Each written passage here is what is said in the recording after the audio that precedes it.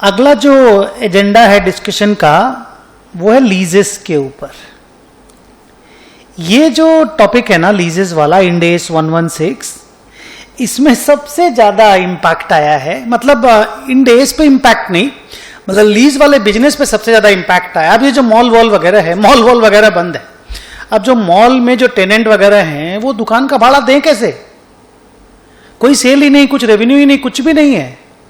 सबसे ज्यादा hardest hit अगर वो टूरिज्म बिजनेस हुआ है ना, तो उसके साथ ये वाला बिजनेस भी बहुत ज्यादा हिट हुआ है ना। इसको लेकर के बहुत सारे जो लैंडलॉर्ड हैं, जिनको आप लोग, जिनसे भाड़ा पे हम लोग लिए, लेसर जिनको बोलते हैं, उन्होंने लीज रेंट में कटौती की है।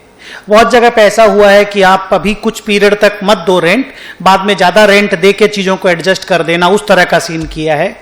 कई जगह पे अगर सेल्स बेस्ड रॉयल्टी वगैरह है तो उसको कम किया गया है।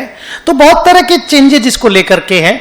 तो इसको लेकर के हमारे इंस्टीट्यूट ने जो इस एडवाइजरी में बातें बोली हैं, मैं आपको बता दूं कि सबसे पहला तो स्टोरी ये है कि ज्यादातर केसेस में अगर लीज रेंट में चेंजेस आया है, किसी तरह का रिडक्शन वगैरह मिला है, ज्यादातर केसेस में वो मॉडिफिकेशन की अकाउंटिंग में घुस जा रहा है। मतलब पुराने टर्म्स एंड कंडीशंस में बोला गया था कि 40,000 रुपया करके आप अगले 10 साल तक देंगे। अब बोला जा रहा है कि नहीं, आप 30,000 रुपया करके अगले 5 साल तक दे दीजिएगा और 40,000 रुपया करके अगले 10 साल तक दे दीजिएगा। तो what exactly has happened? Lease terms have been modified. तो अगर लीज का टर्म्स एंड कंडीशंस मॉडिफाई होता है तो मॉडिफिकेशन अकाउंटिंग है। लीज मॉडिफिकेशन बोल करके एक अलग से टॉपिक है इंड एस 116 में, मॉडिफिकेशन अकाउंटिंग हो जाएगा पूरा अच्छे से। बड़ा सिंपल है उसमें। दूसरा पॉइंट आता है कि बिकॉज ऑफ लीज जितने भी लेसी लोगों ने, जो लोग लेसीज हैं, ROU असेट अगर अपना बुक्स में रिकॉर्ड करके रखा है, ROU असेट और लीज लायबिलिटी, ध्यान में होगा ROU असेट और लीज लायबिलिटी बुक्स में रिकॉर्ड करते हैं। जितने भी लोगों ने ROU असेट रिकॉर्ड करके रखा होगा, इसमें इंपेयरमेंट का सॉलिड इंडिकेशन है। बिकॉज अगर कोविड पैंडेमिक का असर आपके बिजनेस में है तो आपके ROU असेट में इंपेयरमेंट है या इंपेयरमेंट का इंडिकेशन है। तो ROU असेट को इंपेयरमेंट टेस्ट में डालने बोला जा रहा है। और एक चीज बोला गया कि अगर आपका लीज लायबिलिटी मॉडिफाई नहीं हो रहा है, मतलब वर्चुअली क्या हो रहा है मैं आपको बता रहा हूं, कुछ कम वम नहीं हो रहा है आपका लीज लायबिलिटी, अभी कुछ दिन आप कम रेंट दे देंगे, बाद में आप ज्यादा रेंट दे देंगे और लेसर को मेकअप कर देंगे। जैसे मान लो 1 लाख का भाड़ा है तो आप अभी 70,000 करके दे दीजिएगा, बाद में 1,30,000 करके दे दीजिएगा। इस तरह से कि लेस लीज रेंट नाउ, मोर लीज रेंट लेटर। अगर इस तरह का कोई सीन है तो इस तरह की सीन में आपको लीज लायबिलिटी को रीस्टेट करने की जरूरत नहीं है। जैसे क्या होता है, अगर सच्ची में लीज लायबिलिटी कम हो जा रहा है, पीवी ही आपका कम हो जा रहा है, तब तो क्या है कि अगर आप लीज रेंट कम देंगे, लीज लायबिलिटी कम हो जा रहा है, तो लीज लायबिलिटी के कम होने की वजह से आपको जो इनकम हो रहा है वो आप अपने पीएल में डाल दीजिए। Lease liability account debit to profit and loss account हो जाएगा, if at all lease liability is getting reduced. और ROU असेट में आपका इंपेयरमेंट अकाउंटिंग कर लीजिएगा, ठीक है। लेकिन अगर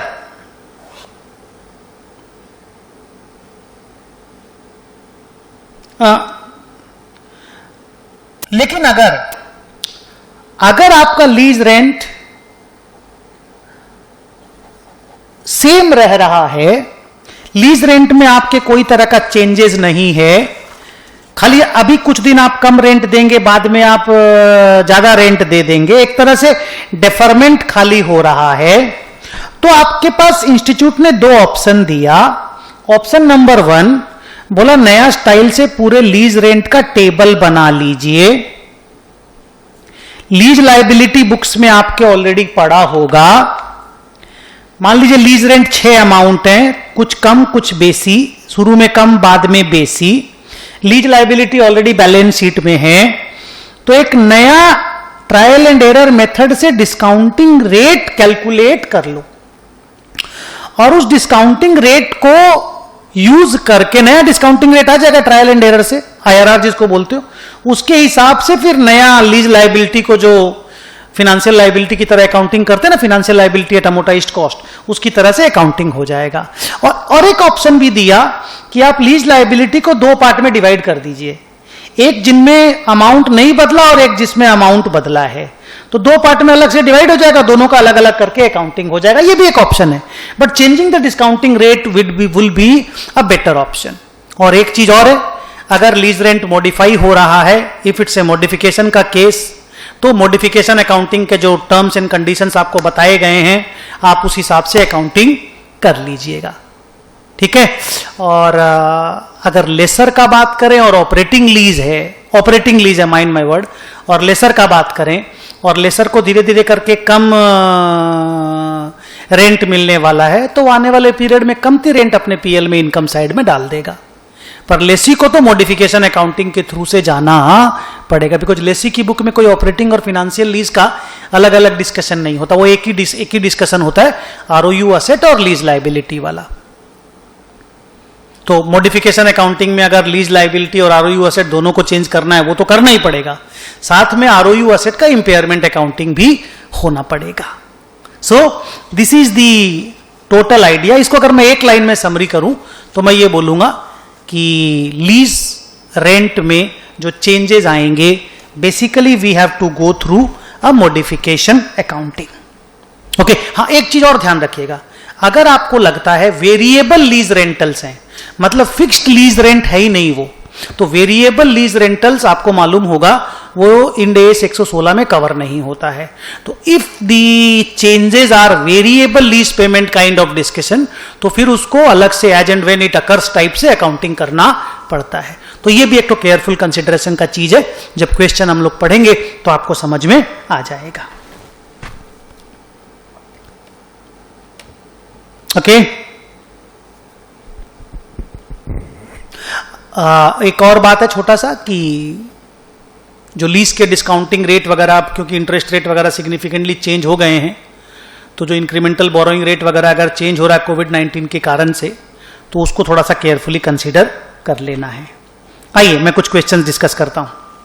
पहला क्वेश्चन, द कोविड-19 pandemic has led to some lessors providing relief to lessee by relieving them of amounts that would otherwise be payable. How should these lease rent concession be dealt with under Ind AS 116? The answer is lease modification.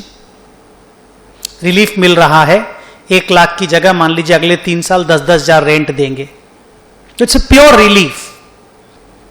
तो lease rent अगर कम हो रहा है तो lease modification का accounting हो जाएगा। ज्यादातर केसेस में क्या होता है कि जब भी लीज मॉडिफिकेशन होता है तो वो जो लीज लायबिलिटी होती है उसको रीस्टेट करना पड़ता है और आरओयू असेट को अकॉर्डिंगली चेंज कर देना पड़ता है। मतलब the entry looks like this, lease liability account debit to ROU asset.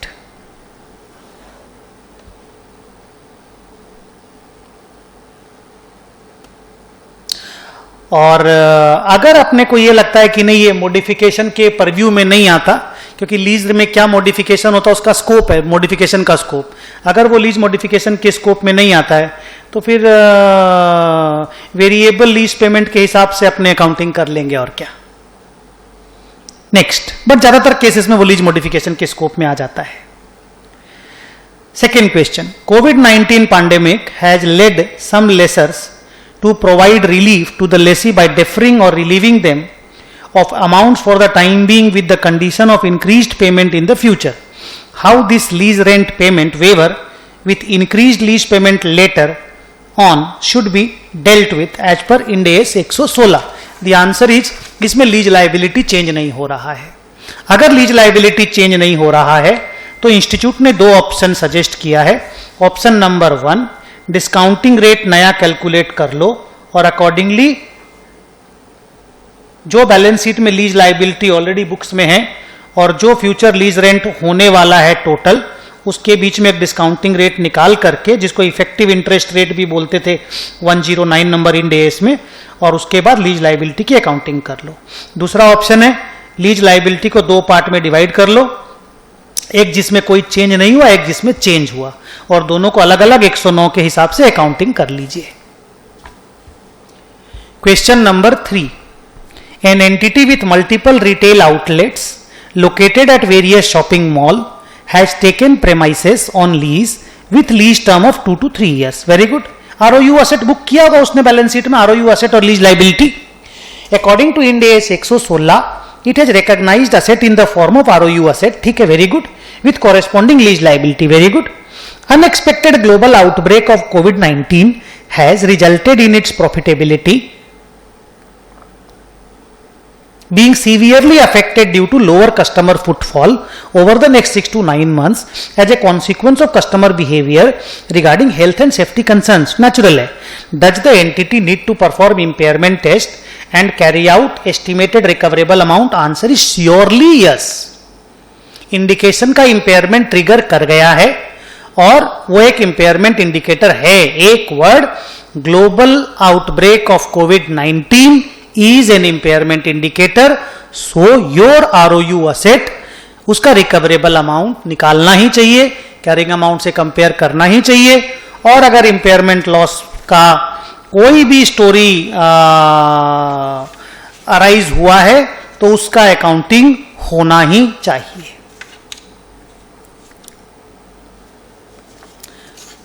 बस इतना ही है लीज में। The next topic is revenue, Ind AS 115। Ind AS 115 में 3-4 छोटे छोटे एडवाइजरी हैं। एक तो ये कि अगर कोई कंसिडरेशन वगैरह में चेंजेस हैं, जैसे मान लो हाई डिस्काउंट हम लोग दे रहे हैं, हाई जिसको बोलते हैं कि अभी कमती वॉल्यूम भी अगर मेरे यहां से उठाओगे तो मैं आपको डिस्काउंट दे दूंगा, या मान लीजिए परसेंटेज डिस्काउंट हम आपको ज़्यादा दे देंगे, परसेंटेज में प्राइस का डिस्काउंट आपको ज़्यादा दे देंगे। इस तरह का जो चीज़ में बदलाव हो रहा है इंड AS 115 में, उसको लेकर के क्या एडवाइजरी है? आंसर ही ये जो प्राइस डिस्काउंट, वॉल्यूम डिस्काउंट, ये सब वेरिएबल कंसिडरेशन में आता है।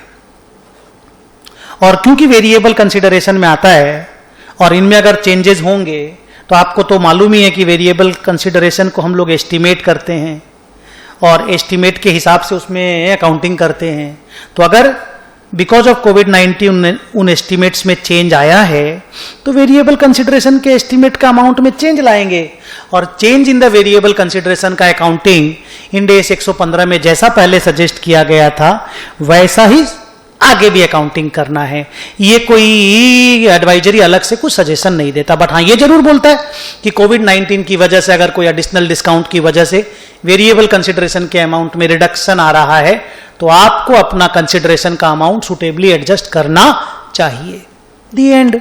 दूसरा बात, अगर मान लीजिए किसी भी तरह के रेवेन्यू के रिकॉग्निशन को लेकर के मान लीजिए सीरियस टाइप का अनसर्टेनिटी आ गया है, मतलब मान लीजिए कोई क्लाइंट है, उसको हम लोग माल बेच रहे हैं और आगे मान लीजिए कि उसके पैसा को कलेक्शन को लेकर के अनसर्टेनिटी आ गया है, और अगर हमको ये लगता है कि रुपया कलेक्ट ही नहीं होगा, अपने एक तो कंडीशन पढ़ते थे याद है कि भाई एग्जिस्टेंस ऑफ कॉन्ट्रैक्ट, उसमें एग्जिस्टेंस ऑफ कॉन्ट्रैक्ट में एक तो स्टोरी होता था कि सेलर को इस बात का भरोसा होना चाहिए कि बायर से वो पैसा रिकवर कर लेगा जिसका वो बिलिंग कर रहा है।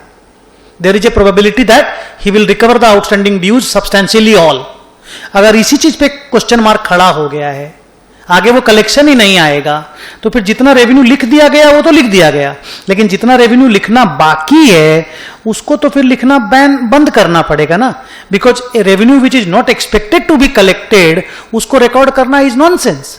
और COVID-19 की वजह से ये चीज रैम्पेंट हुआ होगा, और अगर ये चीज हुआ है तो फर्दर रेवेन्यू रिकॉग्निशन को पोस्टपोन करने की अगर वजह आपके पास है तो आपको फर्दर रेवेन्यू रिकॉग्निशन नहीं करना चाहिए। रादर मैं तो ये भी बोलूंगा, अगर आपकी बैलेंस शीट में ट्रेड रिसीवेबल खड़ा हुआ है उसी रेवेन्यू को लेकर के, जिस रेवेन्यू को आप फर्दर रिकॉर्ड नहीं करना चाहते। जैसे मान लीजिए क्लाइंट है, 400 करोड़ का टोटल रेवेन्यू, टोटल उसमें से आप 70 करोड़ लिख चुके, 330 करोड़ लिखने वाले हैं। जो 70 करोड़ लिख चुके उसमें से 40 करोड़ आ चुका, 30 करोड़ आना बाकी है। तो एक की जो 30 करोड़ आपकी बैलेंस शीट में डेटर खड़ा है, इसका भी इंपेयरमेंट टेस्ट होना चाहिए। तो ना सिर्फ आपको फ्यूचर रेवेन्यू रिकॉग्निशन पोस्टपोन करना है if the collectibility is in doubt, बल्कि आपको पुराने डेटर्स जो बैलेंस शीट में खड़े हैं उनका इंपेयरमेंट का स्टोरी भी केयरफुली असेस करना है। प्लस वेरिएबल कंसिडरेशन के अमाउंट सीरियसली बदलने वाले हैं बिकॉज ऑफ वॉल्यूम डिस्काउंट का सिग्निफिकेंट ऑल्टरेशन, प्राइस डिस्काउंट में सिग्निफिकेंट ऑल्टरेशन। बिकॉज अभी तो जो कस्टमर माल खरीदने जाएगा ना जी, उसी को लंबा डिस्काउंट मिलेगा। पहले मैं 40 यूनिट खरीदने पे डिस्काउंट देता था, अब कोई 12 यूनिट भी खरीदेगा मैं उसको वही डिस्काउंट दूंगा जो मैं पहले 40 में देता था, और उनको भी दूंगा जो लोग 40 खरीदने वाले थे। एक साल के अंदर अंदर 40 खरीदो, मैं डिस्काउंट देने वाला था। अब आप वो मान लो 7 खरीदा था और हमको भरोसा नहीं था कि वो डिस्काउंट लेगा मेरे से, 40 तक पहुंचेगा, हमको डाउट था। लेकिन अब मेरे को लग रहा है कि मैंने चेंज करके उसको कर दिया 12 खरीदोगे तो डिस्काउंट दे देंगे। अब वो 7 खरीद चुका और 5 अगला 3-4 महीना में खरीद लेगा, तो वो डिस्काउंट मेरे से ले लेगा। तो जिस वेरिएबल कंसिडरेशन को हम अमाउंट में नहीं लेते थे, अब मेरे को उसको भी अमाउंट में लेना पड़ेगा। तो वेरिएबल कंसिडरेशन का estimation will seriously change because of this covid outbreak. तो इंड एस 115 जिस तरीके से एस्टिमेट करने बोलता है, एग्जैक्टली उसी तरीके से चीजों को एस्टिमेट करना है। There is nothing new. Adviser ने सिर्फ इतना बोला कि be careful, estimate of variable consideration is seriously going to change. There will be lot of uncertainty about the future collectibility of the receivables. So future revenue recognition to those customers या about those customers should be carefully assessed, and trade receivable का impairment को carefully assess करना है। So ये 3 directive जो मिला हमें, ये इंड एस 115 पे था। Let's do some of the questions. Let me start with question number 1.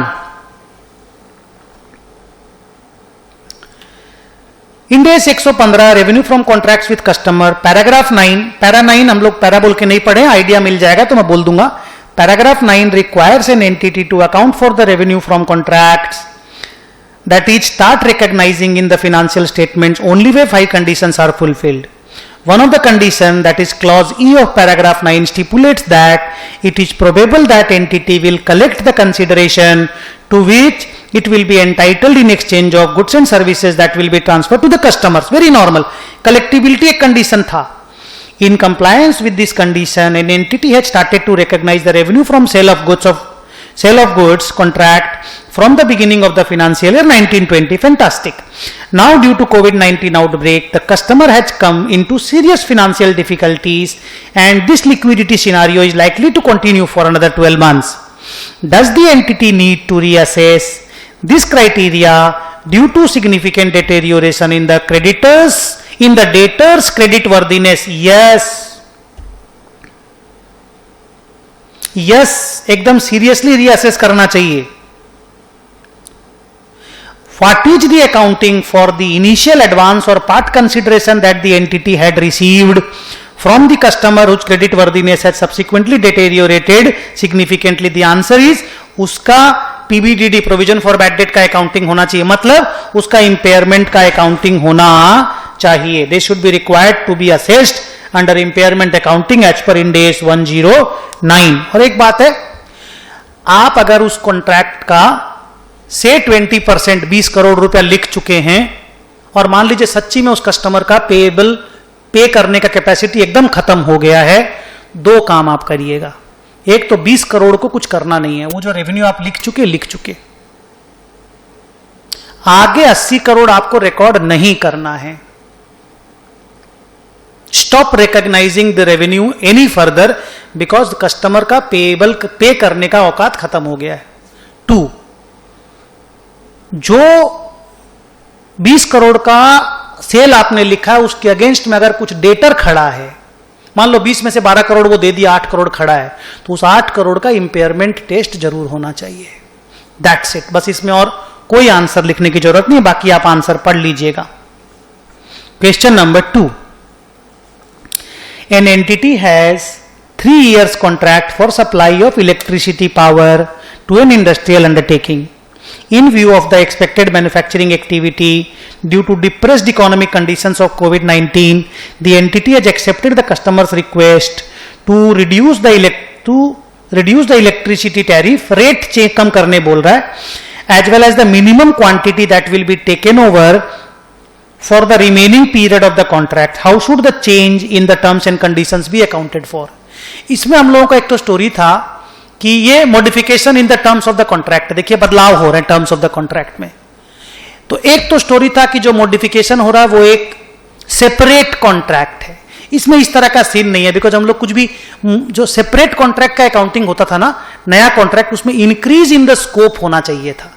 यहां इंक्रीज इन द स्कोप नहीं है, decrease in the scope of the contract है। और उसमें एक कंडीशन होता है, इंक्रीज इन द स्कोप, ज्यादा माल सप्लाई करेंगे, और वो जो ज्यादा माल सप्लाई करेंगे उसका स्टैंडअलोन सेलिंग प्राइस के हिसाब से ही मेरा कंसीडरेशन भी इंक्रीज हुआ होगा। ये इस केस में नहीं है। तो फिर यहां पे क्या है कि हम आने वाले टाइम पे कमती माल लेंगे और कमती रेट में आपसे माल लेंगे, तो पुराना जो आपका कॉन्ट्रैक्ट है वो कैंसिल हो गया और नया कॉन्ट्रैक्ट एक साइन हो गया, उस तरह से अकाउंटिंग करना पड़ेगा। So it's cancellation of the existing contract and signing off the new contract की तरह अकाउंटिंग होगा। तो पुराना आप जितना रेवेन्यू रिकॉर्ड कर चुके, अब नया जो रेवेन्यू आप रिकॉर्ड करेंगे नए टर्म्स के हिसाब से, उस तरह से इसका रेवेन्यू रिकॉर्ड होगा। हां, ये लेकिन तब होता है अगर जो नया गुड्स एंड सर्विसेज हम ऑफर करने वाले हैं they are separate goods and services, जिसको बोलते हैं the goods and services which will be delivered are, उसको क्या एक वर्ड बोलते हैं, देखिए मैं अभी भूल गया उसका वर्ड क्या था, बस छोड़ो ना, वो सेपरेट गुड्स एंड सर्विसेज, मतलब हम उसको सेपरेटली आइडेंटिफाई कर पाते हैं, तो फिर उसमें cancellation of the old contract and signing off the new contract रहता है। लेकिन अगर वो continuation of the existing contract है तो क्यूमुलेटिव कैचअप का एक तो गेम रहता है, उसका अकाउंटिंग होता है। इस सब में वो दिखाई नहीं दे रहा है। It's comfortably cancellation of the old contract and recognition of the new contract. ये देखिए लास्ट में मैंने आंसर लिखा है, so it is actually terminating the old contract and creation of a new contract.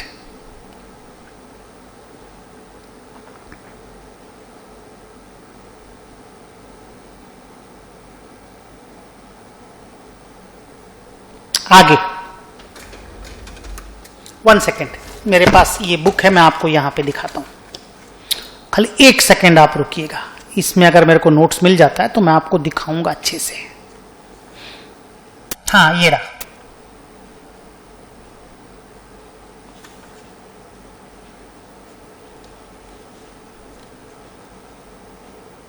ये देखिए contract modification that constitutes A separate contract, ये तो केस ही नहीं है। Modification that terminates the existing contract and creates a new contract, ये case है। और ये केस क्यों नहीं है मैं आपको बता रहा हूं। Modification which is a continuation of the existing contract, इसमें क्या है कि remaining goods and services are not distinct. हम लोग का जो रिमेनिंग गुड्स एंड सर्विसेज है, जो बचा हुआ गुड्स एंड सर्विसेज है, वो पुराना गुड्स एंड सर्विसेज से डिस्टिंक्ट है। डिस्टिंक्ट मतलब उसका अलग से हम लोग फायदा उठा पाएंगे। जो कस्टमर नया इलेक्ट्रिसिटी हमसे खरीदेगा उसका अलग से फायदा उठा पाएगा। So therefore they are separate goods and services. इसीलिए पुराना कॉन्ट्रैक्ट कैंसिलेशन और नया कॉन्ट्रैक्ट साइनिंग का ये केस है। अब आइए question number 3। An entity is engaged in wholesale distribution of electronic equipments, offers various price concessions based on the volume and purchases by the customers, volume of purchases by the customers. Good. The price concession are considered as variable consideration under Ind AS 115 and the entity estimates its amount of revenue recognition based on its past experience. Can the entity continue to adjust the revenue recognition based on its past experience or need to review it in the context of current and expected conditions during the post COVID-19 era? ये question में ही answer है। Obviously review करना पड़ेगा। पहले customer जो है जिस तरीके से माल परचेज कर लेता था या माल उठा लेता था, अभी उस तरह से वो माल नहीं उठा पाएगा। There will be significant change, और उसके हिसाब से एंटिटी को असेस करना पड़ेगा कि भाई आने वाले टाइम पे बिजनेस कंडीशन कैसा रहने वाला है, कितना माल वो सामने वाला उठाने वाला है, उस हिसाब से उसको कितना डिस्काउंट मिलने वाला है। तो वेरिएबल कंसिडरेशन का एस्टिमेट करने में कोविड-19 के आने के बाद situation is going to change. So in the post कोविड-19 era, the entity needs to review its measurement of variable consideration.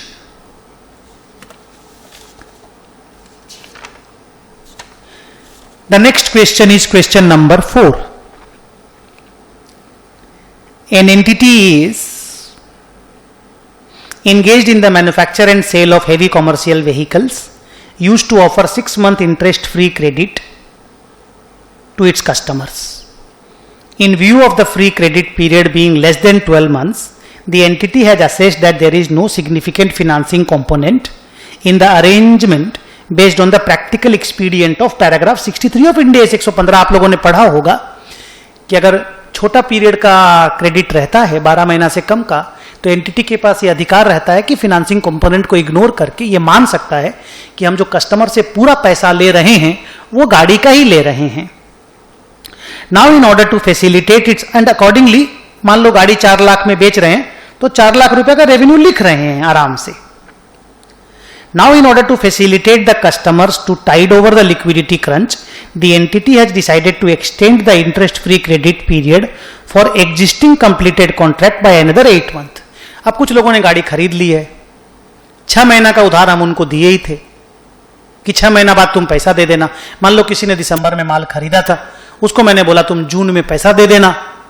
अब क्या जून में पैसा देगा, जून में तो लॉकडाउन ही चल रहा है, तो उसको मैंने और 8 महीना का क्रेडिट दे दिया। तो पुराना जो मैंने रेवेन्यू रिकॉर्ड करके 4 लाख रुपया सेल लिखा था, अब ये जो क्रेडिट पीरियड 14 महीना का हो गया है, does this trigger the application of requirement to segregate the significant financing component under Ind AS 115? Answer is no, क्योंकि फाइनेंसिंग कंपोनेंट का कॉन्सेप्ट यही था कि अगर 4 लाख रुपया में हम गाड़ी का पैसा अलग और ब्याज का पैसा अलग ले रहे हैं, तो ब्याज का इनकम अलग और गाड़ी का इनकम अलग लिखना चाहिए।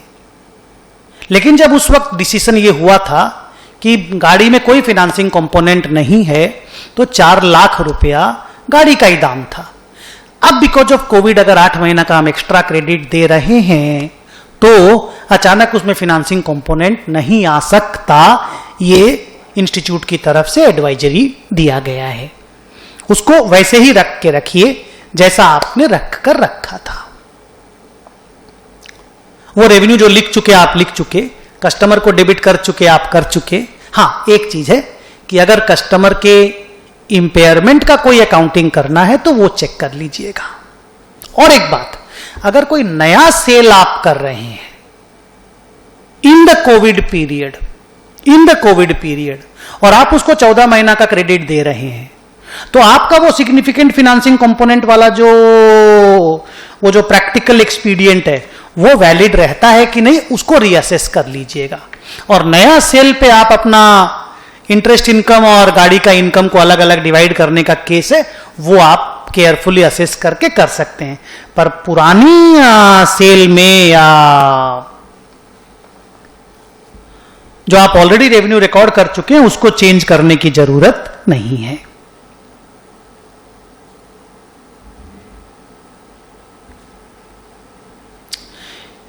आइए क्वेश्चन नंबर 5 देखते हैं। An entity has entered into a contract to manufacture a generator for a customer before lockdown period caused by an unprecedented outbreak of COVID-19.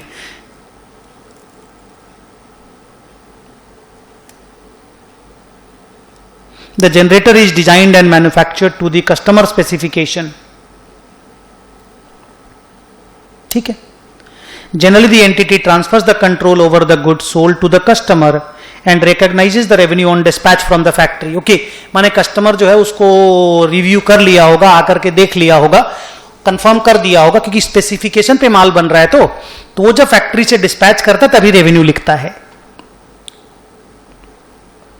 In view of the social distancing norms imposed by the government, the entity could not dispatch the goods to the customer. In such a situation, whether an entity can recognize sales revenue for this item ready for dispatch to the customer? My answer is no. अगर उस तरह का contract है जो customer के specification पे बनाया गया है, जहां पे हमारा टर्म्स होगा कि कस्टमर एक बार अप्रूव करेगा तभी हम उस माल को डिस्पैच करेंगे, तो अगर कस्टमर का अप्रूवल बाकी है और आपका डिस्पैच बाकी है तो रेवेन्यू रिकॉग्निशन को होल्ड करना चाहिए। माल जो बना हुआ आपके बैलेंस शीट में आपने जो खर्चा लगा के रखा है उसको आप अपनी बैलेंस शीट में इन्वेंट्री में या as an asset contract cost जिसको बोलते हैं उसमें लिख के रखिए, कोई प्रॉब्लम नहीं है। लेकिन रिकॉग्निशन ऑफ रेवेन्यू को पोस्टपोन करके रखिए, क्योंकि आप डिस्पैच जब करते हैं तब लिखते हैं, मतलब देखने से लग रहा है कि डिस्पैच के पहले कस्टमर चेक करके उसको सेटिस्फाई हां बोलता होगा, तो इन दैट केस आपको रेवेन्यू रिकॉग्निशन को पोस्टपोन ही करना चाहिए, क्योंकि गुड्स के एक्सेप्टेंस के बेसिस पे ही रेवेन्यू रिकॉर्ड होता है इस तरह के केसेस में।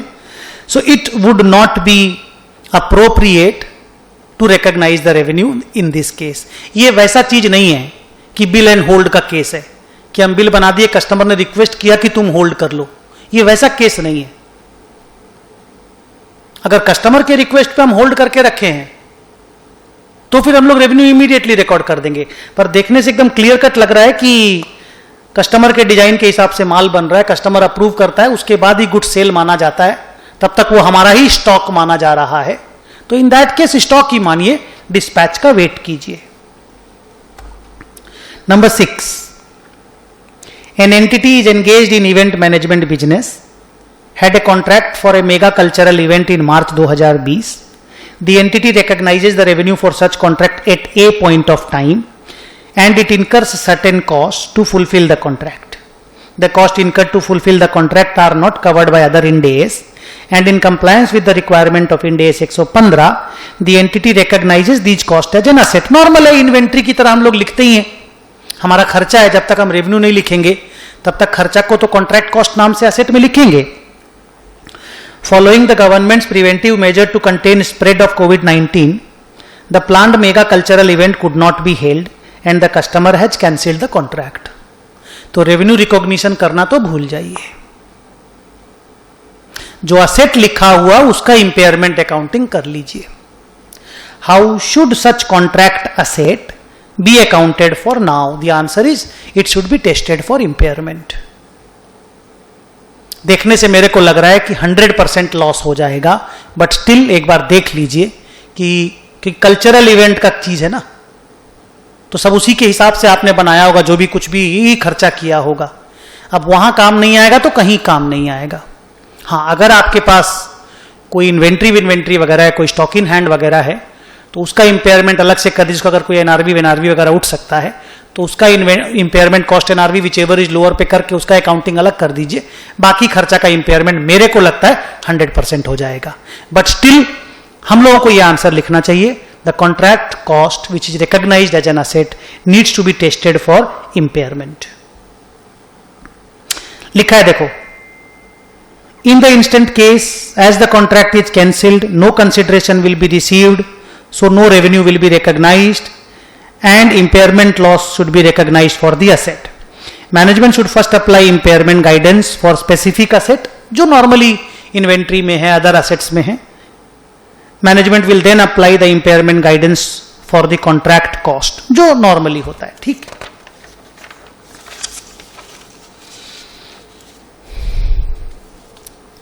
Seven, an entity is engaged in the provision of IT and data management services, incurred certain costs to obtain a new contract. These costs fulfill the criteria of incremental cost of obtaining the contract with the customer and the entity has recognized these costs as per Ind AS 115 asset में लिख के रखा है। These were amortized on a systematic basis in accordance with 115। Paragraph आप छोड़ दीजिए क्योंकि मैंने कभी पैराग्राफ का डिस्कशन ही नहीं किया। Now due to onset of कोविड-19 is there any change in the method of accounting for these cost? Yes. अब जो रेवेन्यू रिकॉग्निशन होगा उसका पीरियड में ही चेंज हो जाएगा लॉकडाउन की वजह से, the contract time will be expanded, तो अकॉर्डिंगली वो जो खर्चा है वो जो एक पर्टिकुलर टाइम में राइट ऑफ होता था, अमोर्टाइज होता था, अब वो खर्चा हो सकता है लार्जर टाइम में अमोर्टाइज होने लगे. Timing of the transfer of the goods and services will change. पहले मान लीजिए पूरा कॉन्ट्रैक्ट 2 साल में खत्म होने वाला था और आप उस 2 लाख रुपए आपने खर्चा किया था. मान लीजिए आप 2 लाख रुपए को 1-1 लाख करके 2 साल में डालने वाले थे. अब आपको लग रहा है कि नहीं, ये तो 4 साल में कॉन्ट्रैक्ट कंप्लीट होगा, तो हो सकता है आपको 50-50 हजार करके 4 साल में डालना पड़े, या 40,000, 60,000, 70,000 और 30,000 करके डालना पड़े. तो yes, it needs to be change. The method of accounting for these cost need to be changed. Thank you. आज की क्लास खत्म. थोड़ा सा डिस्कशन और बचा हुआ है, छोटी छोटी टॉपिक्स पे बचा हुआ है. नेक्स्ट क्लास में उसको डिस्कस करेंगे.